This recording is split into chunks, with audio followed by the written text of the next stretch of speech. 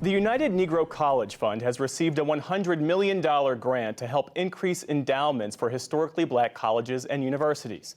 The donation from Lilly Endowment, Inc. is the single largest unrestricted private grant the organization has ever received in its 80-year history.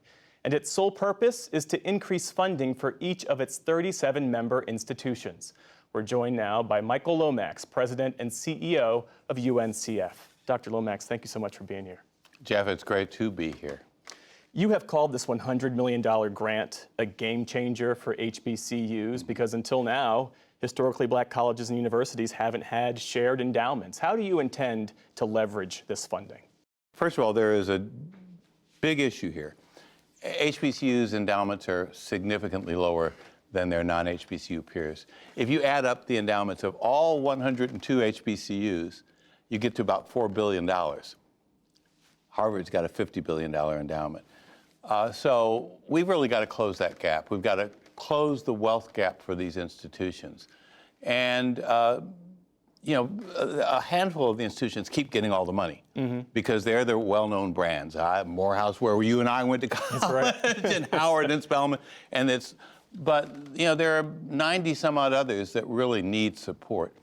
And so one of the ways we felt that we could begin to break that cycle but help everybody was by creating a pooled endowment for the 37 members, private institutions that are members of UNCF. So we're going out and raising the money, and we just got this $100 million from Lilly, which will become the foundation for a $370 million pooled endowment. And why a pooled endowment? Well, a pooled endowment because if you have a $10 million endowment, you can't make really good investments. But if you have $370 million to invest, you can get professionals to work with you on it. And over time, that endowment will grow because we're not going to let anybody take the money out, only spend a certain percentage of it every year that they've earned in the prior 12 months.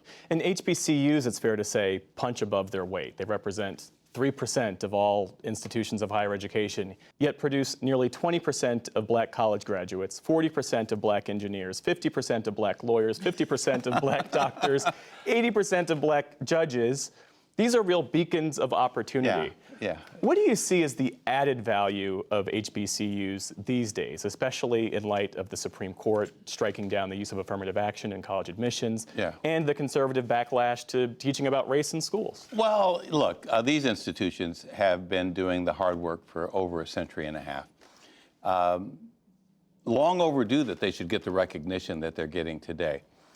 Yes, they're getting more attention and more young people want to attend these institutions. But what we have to realize is that the students who come most to HBCUs are low-income first-generation students. And so they really have to have additional financial support in order to cover the costs of attending a private institution or even a public one. So we're trying to say to this country, black colleges and their students don't want a handout. They want a hand up. They want someone to help them by investing in them, and then there'll be a tremendous return on the investment. You used a term that we use all the time, punching above their weight.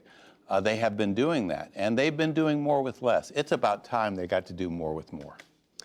The higher enrollment presents some challenges for these institutions. Many HBCUs are dealing with housing shortages. Others are trying to improve their facilities and their infrastructure to stay competitive and to keep pace with the demand. What are you hearing from college leaders about how they're dealing with those challenges? Well, the hardest thing about being a college president is that you have to spend a whole lot of time doing what I do, going out and raising money. At the same time, they've got to ensure that they're doing what their primary purpose is, and that is to provide a competitive education for young people, and to do it in a supportive and embracing environment. We saw recently in the issues around since October 7th that this isn't just something that affects black students. It really affects a lot of other students, Jewish students on predominantly white campuses. A sense that these institutions are not really there for them, that they're there on sufferance as opposed to on merit. And I think there's a real challenge for a lot of American higher education that they've become so exclusive that the people that they're there to serve don't feel a sense of connection. So what we know about HBCUs is that they do create warm, supportive, nurturing environments. And those first-generation Black students whose families don't have a lot of tradition of sending people to college, and they're not viewed as outsiders, they're viewed as the reason for the institution. Given that, there's a real challenge for us to raise more dollars to support more students. And that's why endowments are so important. And I would just say something about this. You know, we have a $1 billion capital campaign underway. Where are you in that pursuit? We're at over $550 million. We're moving much more rapidly than we thought. Because I think there is a greater understanding of the value of the work that we do. The $100 million from Lilly Endowment is it's a good housekeeping seal of approval.